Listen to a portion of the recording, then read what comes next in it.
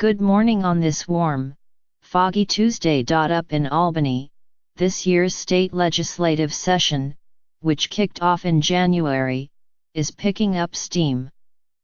The state Senate and Assembly are getting ready to consider everything from tax code rewrites to letting New Yorkers vote early to new sexual harassment rules. But wait, there's more.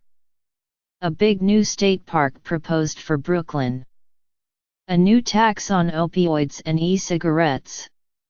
Here are a few of the proposals, large and small, to keep an eye on as the session unfolds. If history serves as a guide, it will all get decided behind closed doors, either during budget negotiations or just before the session ends, with Gov. Andrew M. Cuomo leading the horse trading. Congestion pricing. The idea of charging cars that drive into Manhattan a fee during the busiest hours has been debated for years, but opponents say it would unfairly burden drivers from the outer boroughs. Lawmakers say they're open to the idea, but the devil is in the details. Watch for sparring over how much to charge, when to charge it, and where the money raised should go. Rejiggered taxes.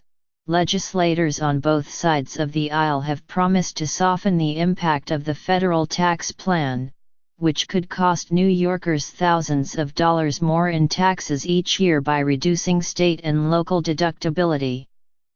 Their plan?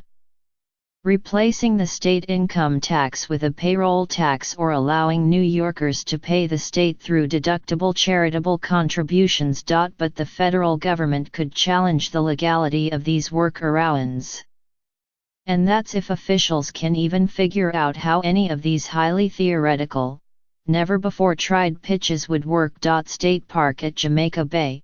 Last month, Governor Cuomo unveiled a proposal to build a 407-acre state park on Jamaica Bay, partly atop old landfills, that he said would be the largest in the city.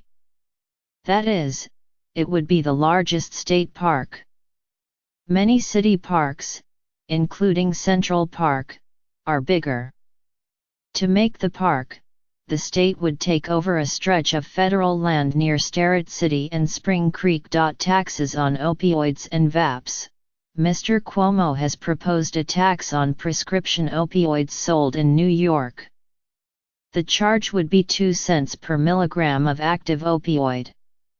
All the money raised would go to a prevention and rehabilitation fund. The governor also proposed a tax of 10 cents per fluid milliliter on vapor products such as e-cigarettes. He tried a similar idea last year, but the proposal never made it out of the legislature. Here's what else is happening: warm and foggy. What kind of February weather is that? The record for this date is 69 degrees. We will come close, with a high of 65. The fog will lift in the afternoon but return in the evening. Tomorrow's record of 68 degrees may fall. It's supposed to hit 70. As the sun returns, health professionals suggest that the city is apportioning too much of its money on police efforts, and not enough on extending treatment to people battling addiction. New York Times: an upcoming trial will determine whether the city's police officers habitually use false arrests to bolster their pay. New York Times: Joseph Percoco, a former top aide to Gov. Andrew Cuomo, is being represented by a top-shelf legal team at his federal corruption trial, but who's footing the bill remains a mystery. New York Times: a fire broke out on Saturday at Angelo's, the oldest Italian restaurant in Little Italy. New York Times: as part of the anniversary of the 1993 World Trade Center bombing, survivors are talking about the day and how they have moved on. New York Times: the New York Times examined homelessness step by step through the eyes of several families. New York Times: the NYPD is being dragged down by overweight cops and the brass isn't doing anything about the problem, police sources said.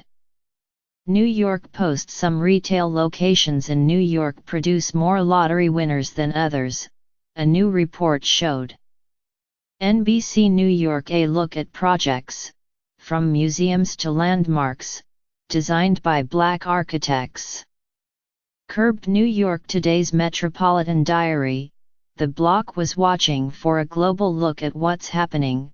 See your morning briefing. Kids can learn about the history of horses, and meet a Parks Department horse, at the Greenbelt Nature Center on Staten Island. 10:30 a.m. Free the Brooklyn poets Jason Koo, Joe Pan, J.P. Howard, and Vanessa Jimenez Gabriel at the Kinokuniya bookstore in Midtown.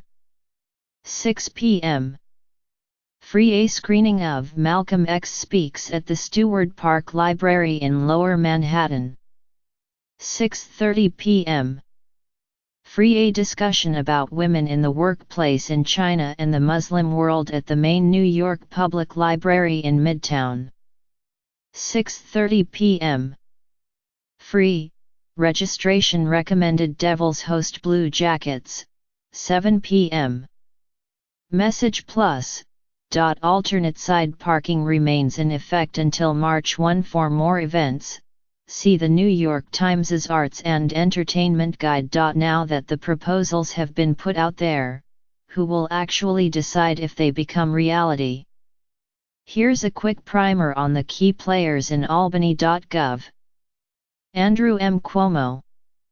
New York has a history of powerful executives, and no doubt Mr. Cuomo will exert a heavy hand on any legislative or budget negotiations this year. Some observers believe that Mr. Cuomo, a moderate, is tacking left as he gears up for the election this fall, which he is expected to win handily. Assembly Speaker Carl E. Heastie. Mr. Heastie, a Democrat from the Bronx, leads the 150-member state assembly, which is dominated by Democrats from the metro area. He is a moderate who assumed power in 2015, after longtime Speaker Sheldon Silver was forced to resign over corruption charges, and is the first African American speaker in the state's history. Senate Majority Leader John J. Flanagan. Like Mr. Heastie, Mr. Flanagan, a Republican from Long Island, took the reins in the wake of scandal. He became the leader of the 63-member state Senate in 2015, after his predecessor, Dean Skelos, was arrested on federal corruption charges. Mr. Flanagan must broker deals between his party's more moderate delegation from Long Island and more conservative senators upstate. The Independent Democratic Conference leader, Jeffrey Klein. Only in New York would you find the IDC, a group of 8 renegade Democratic senators who collaborate with the Republicans, solidifying their control of the chamber.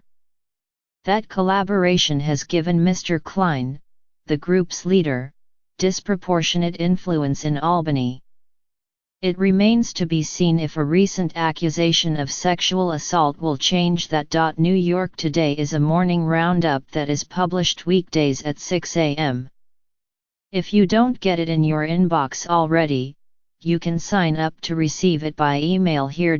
For updates throughout the day, like us on Facebook. What would you like to see here to start your day?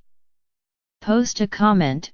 Email us at newyorktoday@newyorktimes.com, or reach us via Twitter using number NYToday. Follow the New York Today columnists Alexandra Levine and Jonathan Wolfe on Twitter. You can find the latest New York Today at newyorktoday.com.